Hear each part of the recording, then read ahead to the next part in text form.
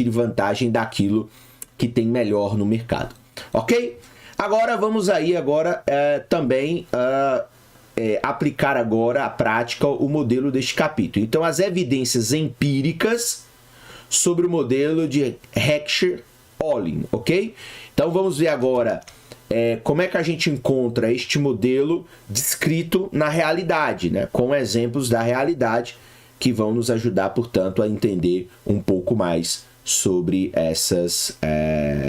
sobre esse elemento teórico. Então, essa parte 1 do livro do Krugman, do Obstfeld e do Melitz está abordando bem elementos teóricos. Mais à frente a gente vai. Isso aqui são, digamos assim, os pilares da teoria do comércio internacional. São conceitos que você, para falar de comércio internacional, tem que saber que existem, tem que dominar.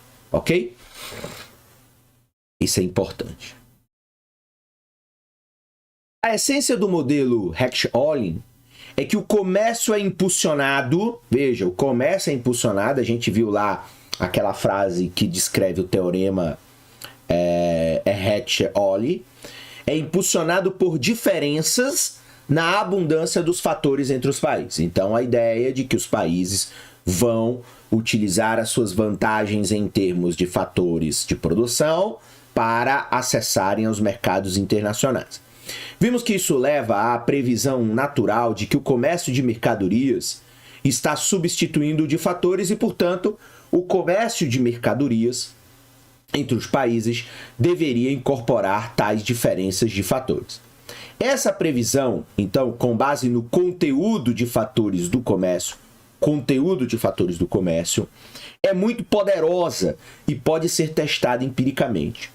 No entanto, veremos que o sucesso empírico deste teste rigoroso ele é muito limitado, principalmente pelas mesmas razões que minam a previsão para a equalização dos fatores de produção. Então a gente vai ver que na prática é bem complicado também.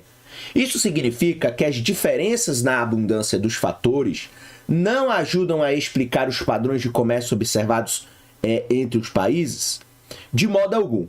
Então vamos lá. Primeiro, vamos mostrar que flexibilizar os pressupostos, gerando a equalização dos preços dos fatores, melhora muito a capacidade preditiva para o conteúdo dos fatores do comércio. Então, o conteúdo dos fatores do comércio. Segundo, vamos olhar diretamente para o padrão das mercadorias comercializadas entre os países desenvolvidos e em desenvolvimento e ver como eles se encaixam com as previsões do modelo de Heckscher-Ohlin, ok? Então, são dois pressupostos que vão responder aquela pergunta. Isso significa que as diferenças na abundância dos fatores não ajudam a explicar os padrões de comércio observados entre os países? Então, nós temos aí esses dois pressupostos. Então, a questão de que a equalização melhora a capacidade preditiva e a ideia de que o padrão de mercadorias comercializadas, ver o padrão das mercadorias comercializadas entre um país desenvolvido que normalmente tem mais capital, mais mão de obra qualificada, com um país em desenvolvimento que normalmente tem muito mão de obra intensiva, tem menos capital e, portanto, enfim, tem uma abundância em outros fatores de produção. Os países em desenvolvimento também costumam ser também ricos em recursos naturais, ok? Então vamos lá, ó. A primeira questão, ó, comércio de mercadorias como um substituto para o comércio de fatores. A questão do conteúdo dos fatores do comércio. Vamos começar com esse item. Então, observando o conteúdo dos fatores do comércio, ok? Então, vamos começar aí no primeiro caso, ó, testes em dados dos Estados Unidos. Lembrando que, como é um livro feito por autores norte-americanos, eles sempre vão usar dados, enfim, dos Estados Unidos como uma base para explicar as questões teóricas dentro de uma visão empírica. E também não tem problema, como nessa temática de economia internacional, é sempre também importante usar o caso dos Estados Unidos, porque trata-se da maior economia do mundo Então, claramente, é uma economia que qualquer digamos assim, decisão que tenha do ponto de vista da economia internacional reverbera em vários países, enfim, tem uma importância muito grande. É claro que nos livros no futuro também o caso da China seria um caso a ser compreendido também. Até recentemente, em certa medida até agora, os Estados Unidos têm sido um caso especial entre os países. E muito aquilo que eu tinha citado o fato de que trata-se da maior economia do mundo. E, claro, é um caso especial porque é um caso que claramente, digamos assim, os Estados Unidos está muito acima, à frente dos demais países no que tange o comércio global e no que tange o tamanho e o poderio econômico. Até poucos anos atrás, os Estados Unidos eram muito mais ricos do que os outros países.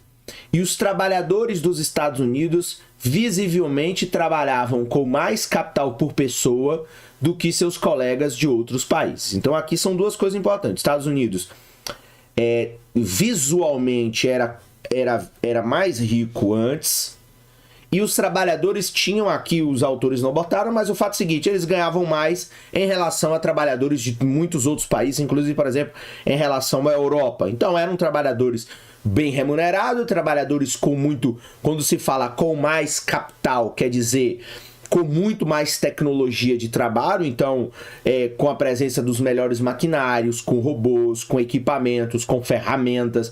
É isso que é a questão do capital por pessoa, por trabalhador. Até agora, apesar de alguns países da Europa Ocidental e Japão estarem chegando perto, os Estados Unidos continuam a ocupar um degrau mais alto na escala de países quando classificados pelas proporções capital-mão de obra.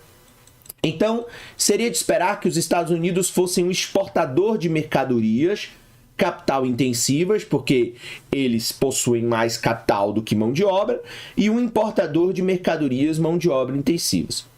Surpreendentemente, no entanto, esse não foi o caso nos 25 anos após a Segunda Guerra Mundial. Em um famoso estudo publicado em 1953, o economista Vassily Leontiev, vencedor do Prêmio Nobel em 1973, detectou que as exportações dos Estados Unidos eram menos intensivas do que suas importações. Esse resultado é conhecido como o paradoxo de Leontiev. Então veja que os Estados Unidos comprava, portanto, produtos com mais capital intensivo do que aqueles que vendia, ainda que fosse um país de capital intensivo. Então, vamos avançar aqui e ver por que isso acontecia. A tabela 5.2, daqui a pouco a gente vê ela ali embaixo, ilustra o paradoxo de Leontiev, bem como outras informações. Então, retornando, a tabela 5.2 ilustra o paradoxo de Leontiev, bem como outras informações sobre os padrões de comércio dos Estados Unidos. Comparamos os fatores de produção utilizados para produzir 1 milhão em exportações dos Estados Unidos de 1962 com aqueles usados para produzir o mesmo valor de importações dos Estados Unidos de 1962. Como mostram as duas primeiras linhas da tabela, o paradoxo de Leontiev estava ainda presente naquele ano. O que isso significa? As exportações dos Estados Unidos, elas foram produzidas com uma menor proporção capital-mão de obra, ainda que os Estados Unidos fosse um país com capital como um fator de produção abundante. Então, com menos proporção capital-mão de obra do que as importações dos Estados Unidos. E por isso que é considerado um paradoxo, porque não seria isso que a teoria, o que a gente viu até agora, não é isso que a teoria explica. Falaria que os Estados Unidos venderia produtos com maior intensidade de capital do que importaria. Como o resto da tabela mostra, no entanto, outras comparações entre importações e exportações têm mais sintonia do que se poderia esperar. Os Estados Unidos exportaram produtos que eram mais intensivos em mão de obra qualificada do que suas importações, conforme medido pela média de anos de instrução. Então, veja, os Estados Unidos exportaram produtos que eram mais intensivos em mão de obra qualificada do que suas importações. Ok? Então, menos proporção de capital-trabalho. Também mostraram tendências em exportar produtos que eram tecnologia intensivos, exigindo mais cientistas e engenheiros por unidade de vendas. Essas observações, elas estão consistentes com a posição dos Estados Unidos como um país altamente qualificado, e aí nisso confirma, com uma vantagem comparativa em produtos sofisticados. E aí, isso permanece até hoje. Por exemplo, hoje muitos produtos americanos, eles não veem o tal do Made in USA, vem o tal do Design in USA. Então, as partes mais importantes dos produtos, as partes mais sofisticadas, química física, química fina, a parte de medicamentos, tecnologia, a tal das tecnologias, as TICs, tecnologias de informação e comunicação. Então, os Estados Unidos seguem, então, desde aquele tempo, era e continua sendo um país que tem uma vantagem comparativa em produtos sofisticados. Por que, então, observamos o paradoxo de Leontief? Ele é limitado ao caso dos Estados Unidos ou aos tipos de fatores considerados? A resposta, então, é não. Ok? Enfim, coisas aí do tal do mundo real. Se a gente vier aqui na tabela rapidinho, vai ver então o seguinte, ó, fator conteúdo das exportações e dos Estados Unidos para 1962. Então tem bastante tempo. As importações, ou seja, importou muito mais produtos que tinham capital do que exportou. A mão de obra por 1 milhão, 119 e 131. E aí aqui explica a questão de que os Estados Unidos utiliza muito mais mão de obra qualificada. Proporção capital por mão de obra, menos. Média de anos de instrução, então lá, os trabalhadores com mais instrução. E proporção de engenheiros na força de trabalho, muito mais, 0,0255 do que as suas importações. Então, ainda que os Estados Unidos tenham exportado os produtos com uma menor proporção capital mão de obra, mas a exportação de mão de obra, e aí talvez aqui, mais à frente, aqui a gente está tendo os dados muito superficiais, mas pode ser que os Estados Unidos, portanto, se especializou em exportar produtos já naquela época com um maior conteúdo de serviços sofisticados. É o que hoje se chama mais ou menos serviços sofisticados. Então, por isso aí você vê mais mão de obra, só que mais mão de obra qualificada. Então, os Estados Unidos exportou produtos com menos proporção capital mão de obra, mas a sua mão de obra, neste caso, é uma mão de obra especificamente altamente qualificada. Portanto, produtos ou serviços sofisticados seria, como aqui a gente não tem todos os dados do estudo, mas uma das hipóteses seria essa, a especialização em serviços sofisticados, o que acontece em muitos países. Então, há muitos países que exportam produtos intensivos em mão de obra. Por exemplo, a parte de computação.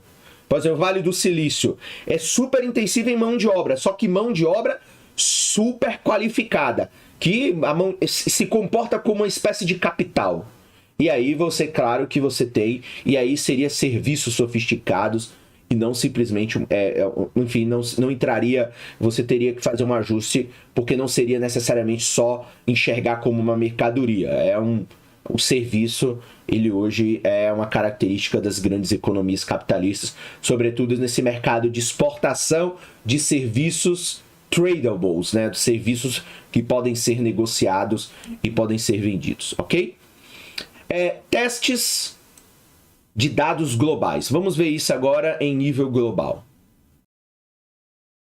Um estudo realizado por Harry Bower, Edward Limer e Leo Svenkauskas estendeu as previsões de Leontief para o conteúdo dos fatores do comércio de 27 países e 12 fatores de produção. Então, um estudo mais moderno que abre aqui tem até a nota de rodapé 13, é um estudo publicado em 87 na American Economic Review.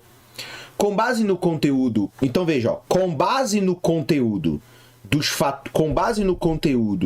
dos fatores das exportações e importações dos países, do país, eles verificaram se um país era exportador líquido de um fator de produção, sempre que ele era relativamente abundante nesse fator, e por outro lado, se o país era um importador líquido dos outros fatores, que seria nesse caso mais ou menos aqui que a gente viu dos Estados Unidos. Estados Unidos, ele tem uma característica de exportação sofisticada, mas que não é intensivo só em capital, é intensivo em mão de obra qualificada. Então veja que isso aí pode ter uma certa distorção. Os estudos mais modernos, como nesse caso, que são estudos que consequentemente vão revelar, portanto, o fato de que você pode ter uma análise mais detalhada e aí verificar, essa é uma boa saída para tentar se chegar a uma resposta, digamos assim,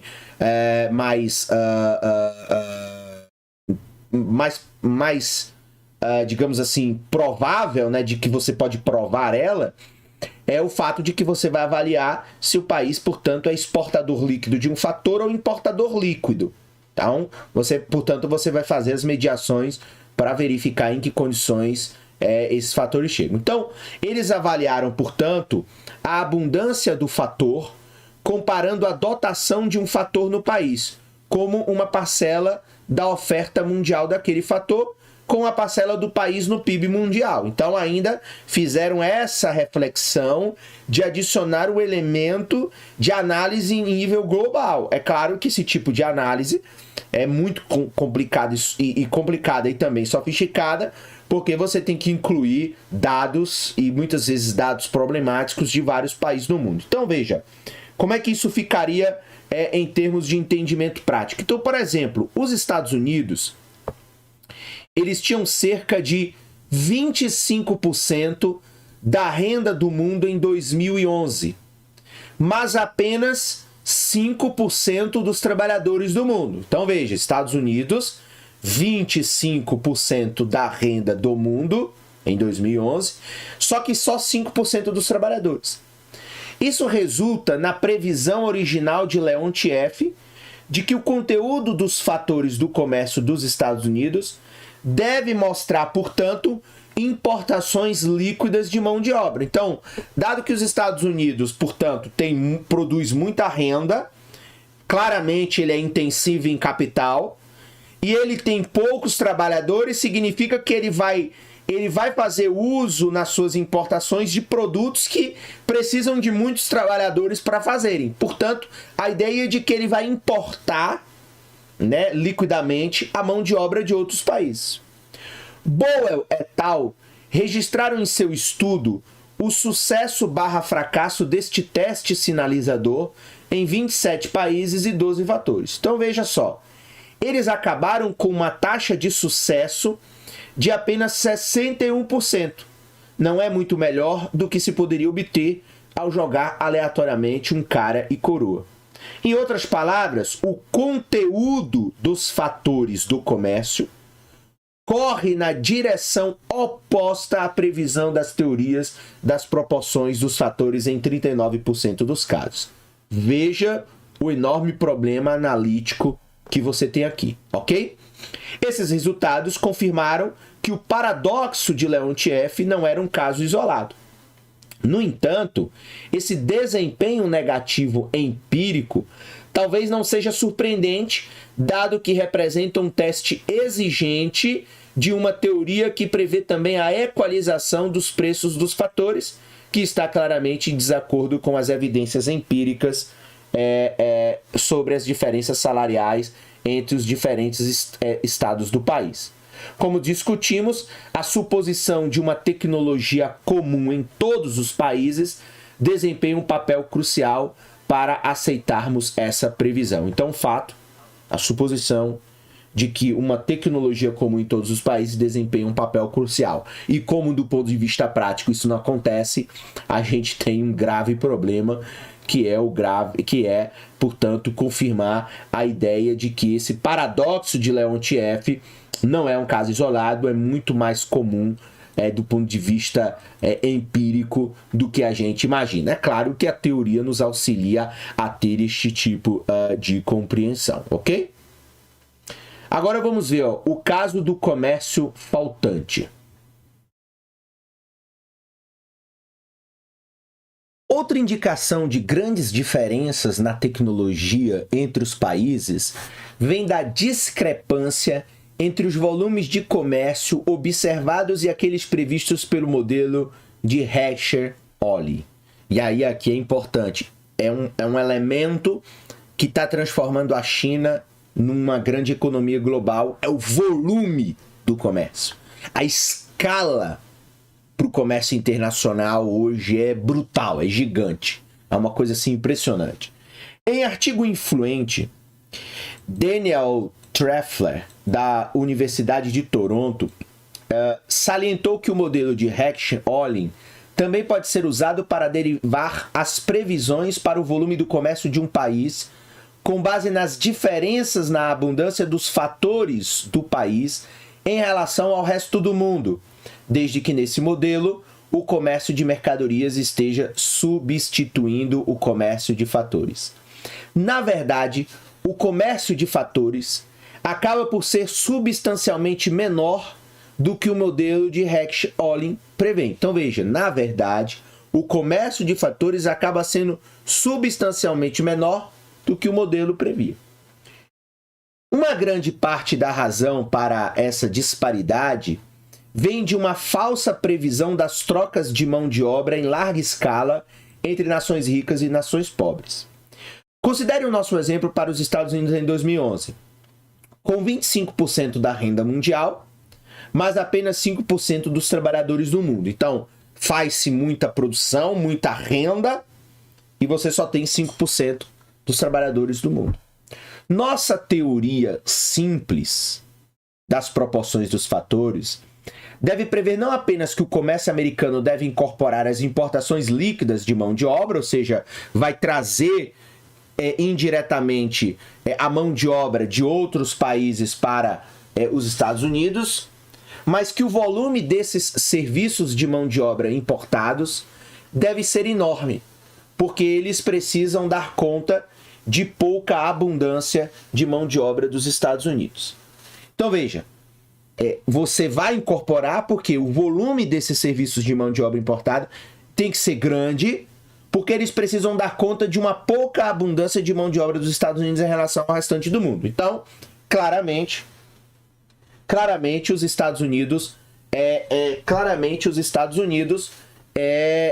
importaria essa mão de obra para compensar, portanto, a ausência ou a baixa mão de obra que tem, portanto, nos Estados Unidos. Então, isso aí é claramente da se ver. Portanto, os Estados Unidos é uma sociedade em que você tem o capital intensivo e você tem uma mão de obra que não é intensiva e que, portanto, precisa fazer uso da importação. Então, a importação indireta, líquida, de mão de obra de outros países para poder aí fazer frente às necessidades de produção, no caso americano.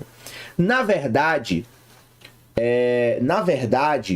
o volume do conteúdo dos fatores do comércio vamos subir aqui, entre os países abundantes em mão de obra e capital os países abundantes em mão de obra e capital várias ordens de magnitude menor do que o volume previsto pela teoria das proporções dos fatores. Então, voltando aqui, para ficar mais claro, então, na verdade, o volume do conteúdo dos fatores do comércio entre, portanto, os países abundantes de mão de obra e capital várias ordens de magnitude menor do que o volume previsto pela teoria. A teoria dava a ideia de que você ia ter uma dimensão muito maior, o que não acontece na prática.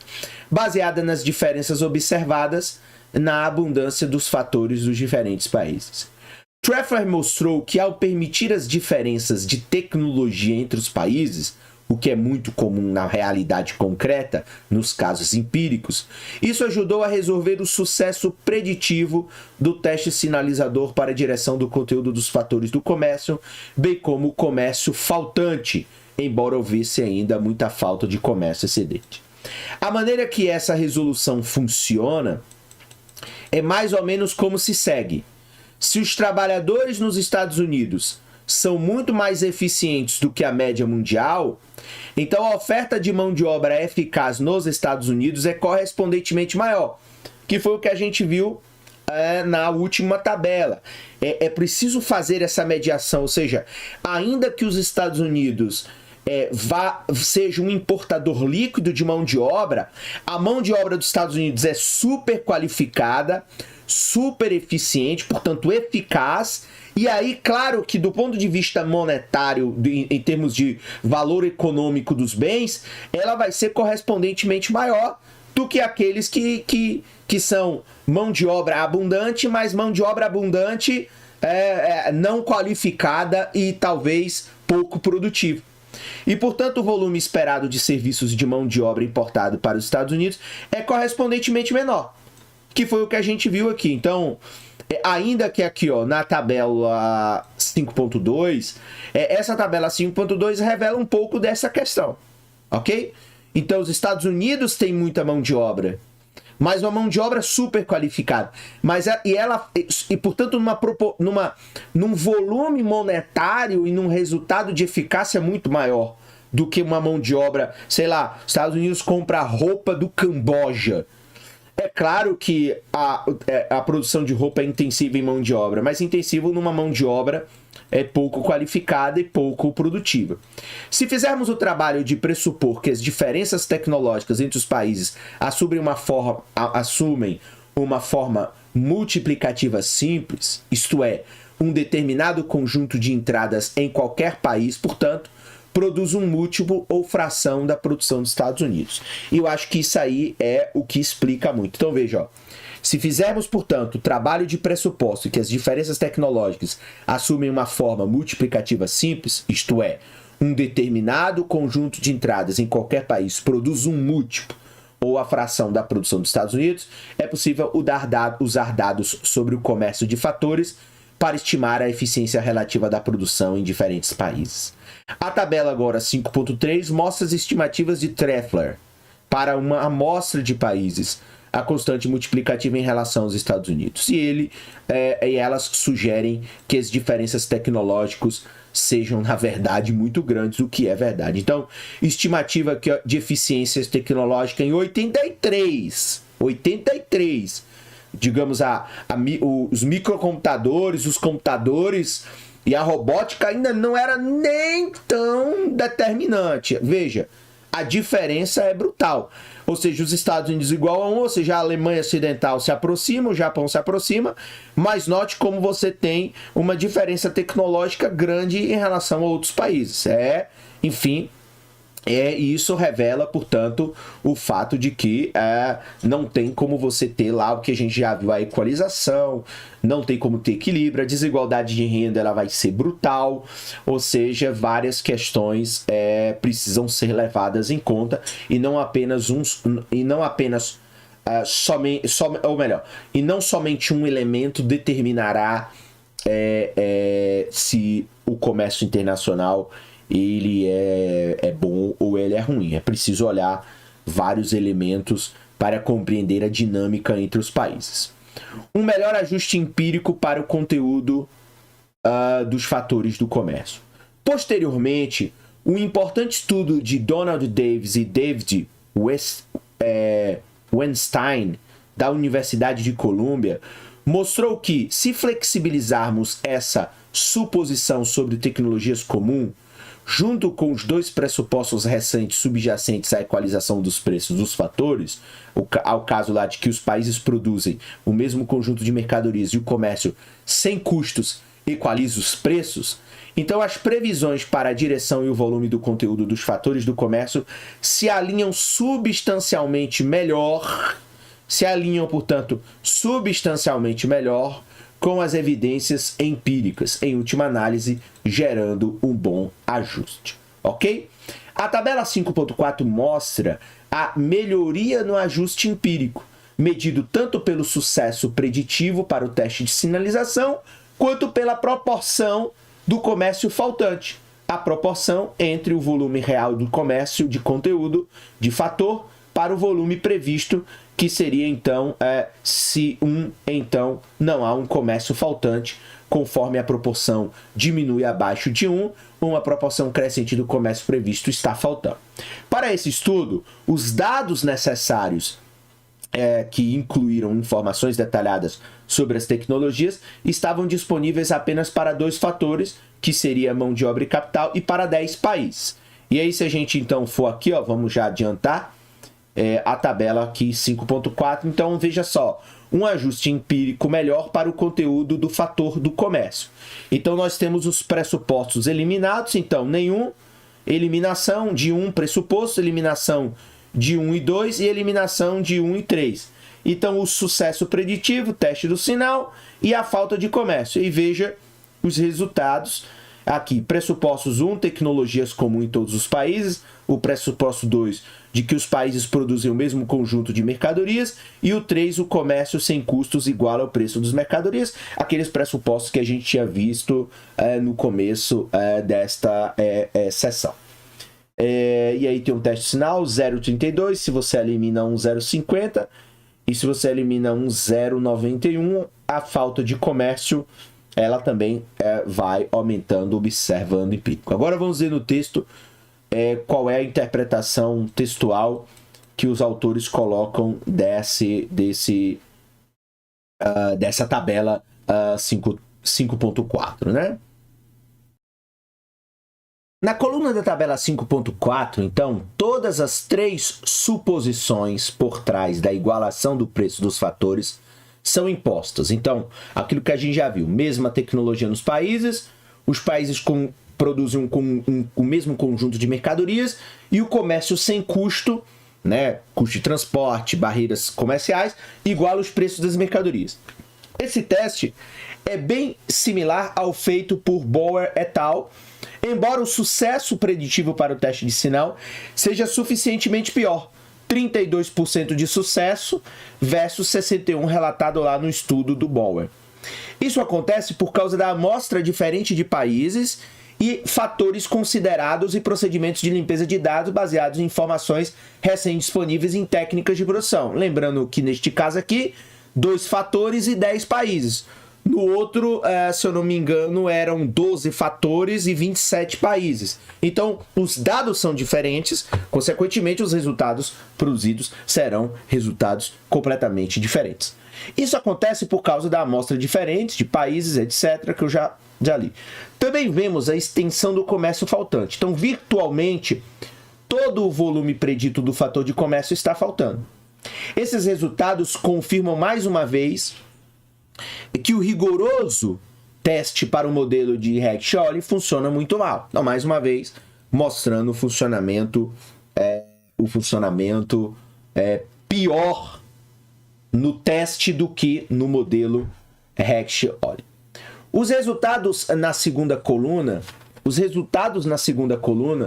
eles foram obtidos uma vez que a suposição de tecnologias comuns foi deixada de lado, como no caso de Treffer. Então veja, os resultados da segunda coluna, se a gente baixar aqui, a gente vê a falta do comércio.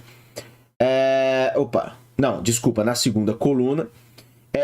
Não na linha, né? Então eliminação. Então os resultados da segunda coluna foram obtidos uma vez que a suposição de tecnologias comuns foi deixada de lado. Então, na primeira situação, na primeira eliminação, você tem a eliminação do primeiro pressuposto.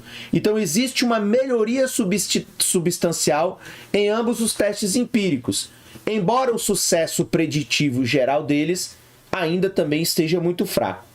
Já na terceira coluna, as suposições de que os países produzem o mesmo conjunto de mercadorias também foi deixado de lado. E aí no segundo, você elimina a primeiro pressuposto, e no segundo você elimina o segundo pressuposto. Foi deixado de lado. Então vemos como isso também cria uma melhora massiva para o sucesso preditivo do teste sinal para a direção do conteúdo em até 86% de sucesso. Então veja como você elimina os pressupostos, então o sucesso vai aumentando. Ok? Esse é o entendimento da tabela. A extensão do comércio faltante também é imensamente reduzida. Entretanto, o valor do comércio observado ainda representa somente 19% do comércio previsto. Então, se a gente volta aqui na tabela mais uma vez, note que vai ficar 19% do comércio faltante. Então, melhora o sucesso do teste, mas a falta do comércio ela também vai aumentando.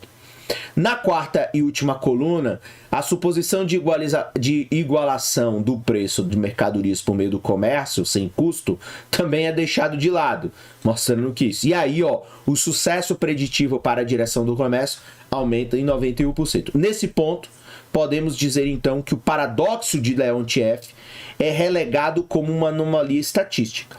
A quarta coluna também mostra uma enorme melhora na extensão do comércio faltante. Então, o comércio faltante agora vai representar 69% do comércio previsto. Então, veja, no geral, a tabela 5.4 ressalta grandes diferenças no sucesso preditivo da teoria dos fatores de produção para a direção e volume do conteúdo dos fatores de comércio. Então, isso mostra que à medida que você vai fazendo os testes, vai abandonando os pressupostos, você vai vendo grandes diferenças na compreensão da teoria dos fatores de produção para a direção e o volume de conteúdo dos fatores de comércio.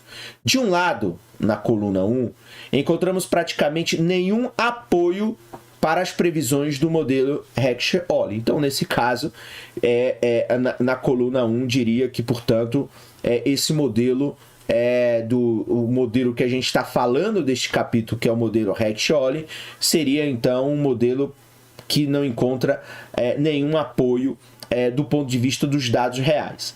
Entretanto, também vamos como essa falha é conduzida por suposições particulares incorporadas ao nosso modelo puro de Heckscher-Ohlin. Quando essas suposições são deixadas de lado, podemos reformular um modelo de comércio baseado nas diferenças entre proporções de fatores, que se encaixam muito bem no padrão observado de conteúdo dos fatores de comércio, que seria a coluna 4, ok? Então, aqui, eliminando, mostraria, portanto, digamos assim, como aqui fala, se as suposições, mas aí temos praticamente um novo modelo baseado nessas diferenças e que vão se encaixar muito bem com o padrão observado de conteúdo dos fatores de comércio. Então, mostrando, na verdade, aqui mostraria que os modelos teóricos, eles tecnicamente estão até, sim, estão bem distantes da realidade. Se a gente fosse a grosso modo falar, seria mais ou menos isso. Padrões de exportações entre países desenvolvidos e em desenvolvimento. Então, os padrões de exportações entre países desenvolvidos e em desenvolvimento. Outra forma de vermos como as diferenças nas proporções dos fatores moldam padrões de comércio empírico, como essas diferenças moldam os padrões de comércio, é destacar as exportações de nações com mão de obra abundante.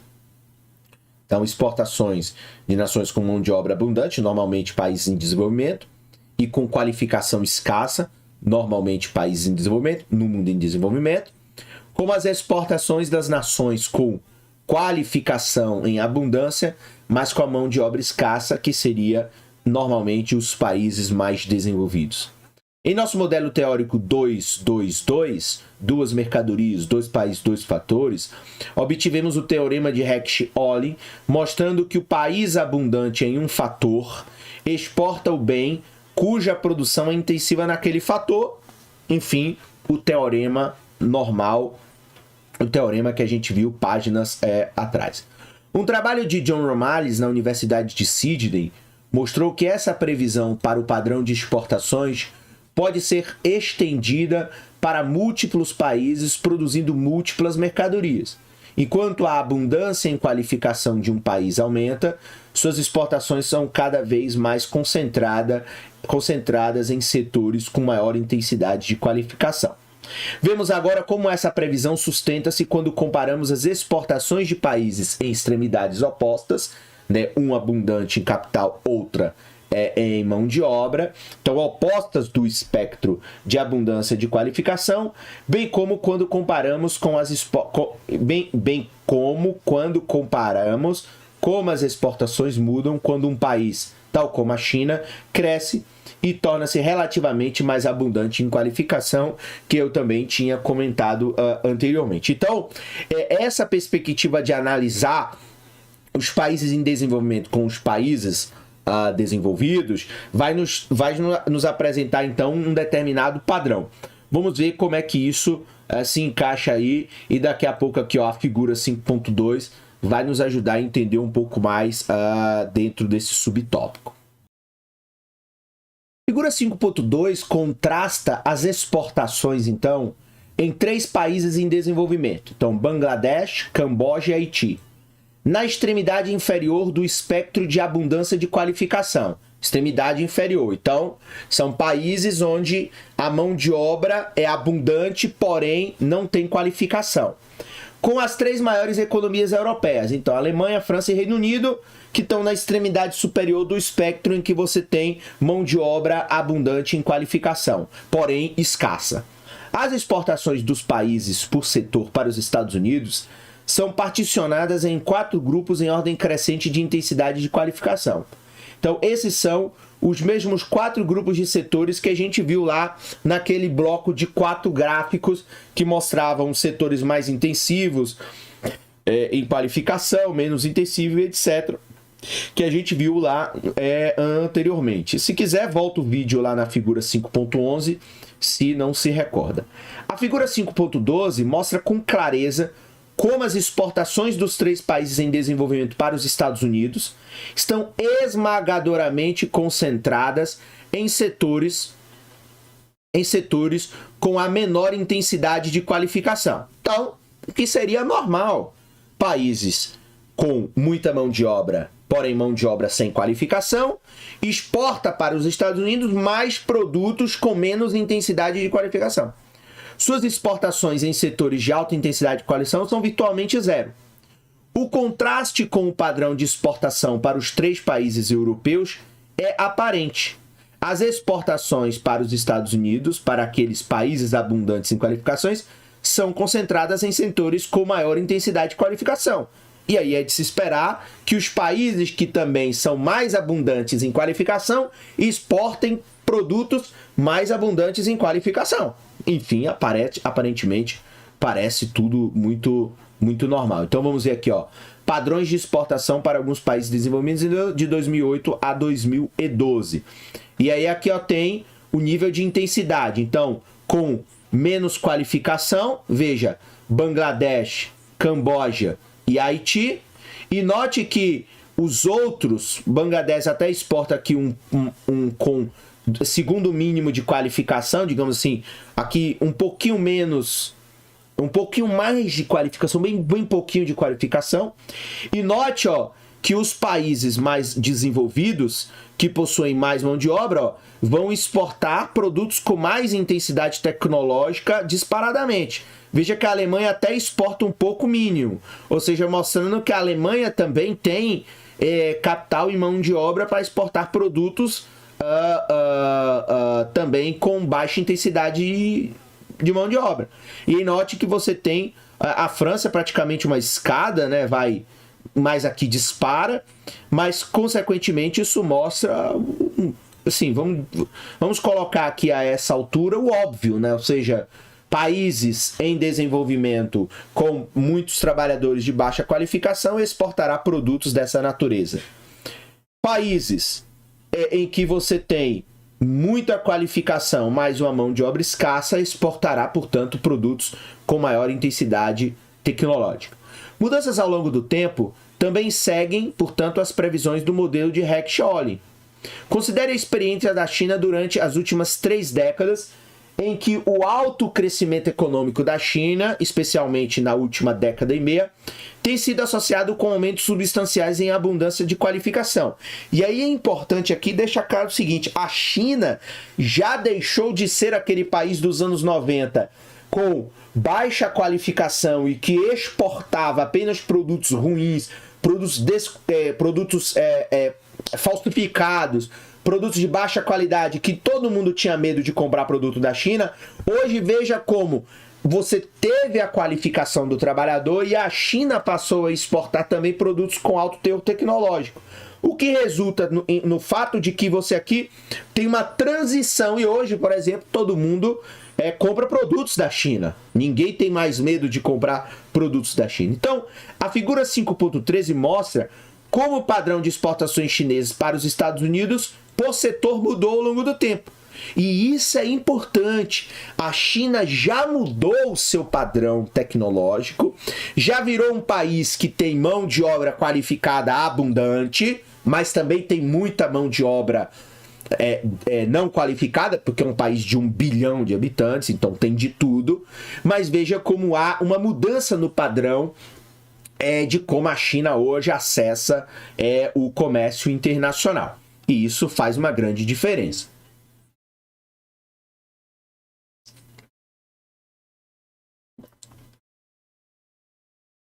As exportações, elas são particionadas também nos mesmos 4 grupos lá da figura 5.12 e 5.11, classificados pela intensidade em qualificação do setor. Vemos com clareza como o padrão de exportações chinesa mudou fundamentalmente. Como previsto pela mudança chinesa em proporções de fatores, a concentração das exportações em setores de alta qualificação aumenta de forma constante ao longo do tempo. Então, a China ela continua exportando produtos de baixa intensidade em grandes quantidades, mas está entrando nos grandes produtos fabricados pelos países desenvolvidos e a competição, e por isso, por exemplo, no caso dos Estados Unidos, há uma grande insatisfação com a competição chinesa, porque eles estão vindo com tudo para produtos com alto teor ou com alta intensidade tecnológica. Nos anos mais recentes, vimos como a maior parte das exportações ela é realizada nos setores, vamos avançar aqui, nos setores de maior intensidade em qualificação, considerando que as exportações elas eram concentradas nos setores de menor intensidade de qualificação nos primeiros anos. E aí, vamos ver aí aqui, na figura 5.13, aquilo que eu já tinha falado anteriormente, mais acima, sobre essa transformação da China. Então, note, nos anos 80, até aqui, vamos botar aqui, até os anos 90, note, como os produtos de baixa intensidade tecnológica eram os produtos mais vendidos pelos chineses aos Estados Unidos. Note, que a partir dos anos 2000, isso tem mudado. Então, já aumentou a quantidade de produtos com mais valor tecnológico, e aqui, note, são produtos com maior valor agregado, e diminuiu os produtos de menor intensidade, os dois extremos, os com mais intensidade e os com menos intensidade. Então, note como ocorreu essa troca. Então, olha, aqui você tinha os de mais intensidade, não eram quase nada, né? Estavam aqui, enfim, aqui os de média iam mais, aqui foi o que ficou pequeno, foi o segundo, aí aqui a parcela já era menor, e note que a partir do final dos anos da década de 90 já aumenta, mas ainda não é o mais importante. Aqui já se transforma o produto mais exportado. E aqui, então, veja que há uma disparada. E se a gente pegar esses dados aí, 2010 até aí 2020, ou pegar os dados também da pandemia, você vai ver que a China tem se comportado como um país que está se desenvolvendo e vai competir de igual para igual com os países desenvolvidos. Porque agora eles também têm mão de obra qualificada, há um investimento massivo em educação lá desde os anos 80 e, consequentemente, há o domínio tecnológico e a China hoje faz frente. Por exemplo, só para citar um exemplo, a China, junto com os Estados Unidos e, se não me engano, acho que a Suécia e mais um outro país, por exemplo, teve condições de investir em educação, investir em pesquisa e é um dos poucos países que, por exemplo, tem hoje a tecnologia 5G para vender para os outros países do mundo. Então, note como a China está entrando. Por exemplo, a China já está desenvolvendo o seu primeiro grande fabricante de aviões. Poucos países no mundo, como é o caso do Brasil, vendem aviões. Brasil é uma fábrica americana canadense, a Boeing francesa e acabou. E mais uns poucos fabricantes de aviões pequenos. Moral da história, a China já está construindo uma grande empresa para a fabricação de avião e parece que os primeiros modelos já estão em teste e breve estarão no mercado. Então vai começar a exportar avião, produto de altíssimo valor tecnológico. Então essa mudança mostra o quanto a China e por que a China está se transformando numa potência econômica que vai rivalizar aí nos próximos anos diretamente com os Estados Unidos. Implicação dos testes. Então, não observamos a igualação do preço dos fatores em todos os países. Não observamos a igualação do preço dos fatores em todos os países. Quando nós testamos a versão pura do modelo Hatch-Olin, que sustenta todas as suposições, lá as 3 suposições por trás da igualação de preço dos fatores, nós descobrimos que o conteúdo do fator de comércio de um país possui pouca semelhança com as previsões teóricas baseadas na abundância de fatores do país.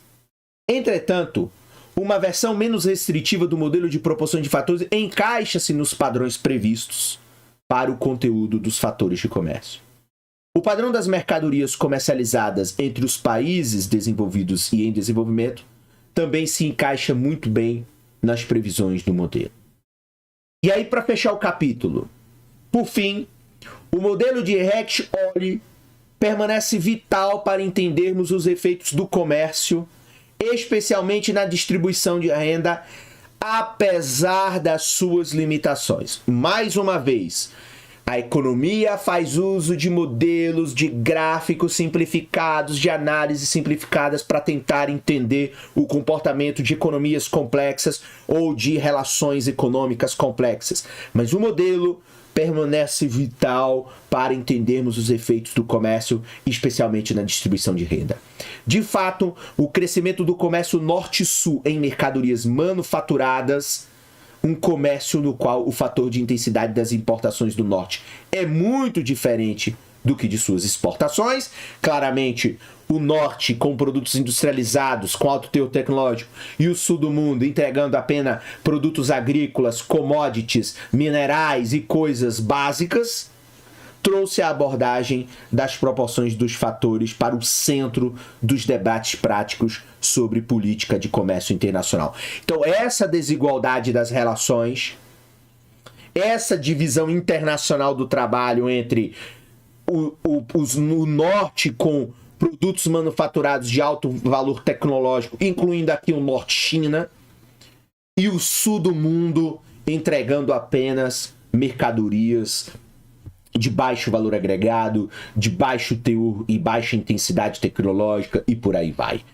Então, isso aí, hoje, quando você pega discussões na OMC, Organização Mundial do Comércio, discussões lá naquele Fórum Davos, na Suíça, quando você pega as discussões comerciais no mundo, os acordos comerciais, agora o fato de o acordo Mercosul, União Europeia, acordo Norte-Sul, né, Hemisfério Norte e Hemisfério Sul, você tem um grande problema, é por isso que o acordo tem se arrastado por décadas. Enfim, o modelo nos ajuda a entender os efeitos do comércio. E lembre-se, ter o domínio teórico dessas coisas é importante que mais à frente, quando você estiver no mercado de trabalho, ou se já está no mercado de trabalho, você tenha a capacidade analítica de enxergar os comportamentos da realidade e saber interpretar, e a teoria lhe ajuda a ter competências de fazer uma melhor interpretação da realidade concreta ou das evidências empíricas, ok? Bem, aqui no final os autores colocam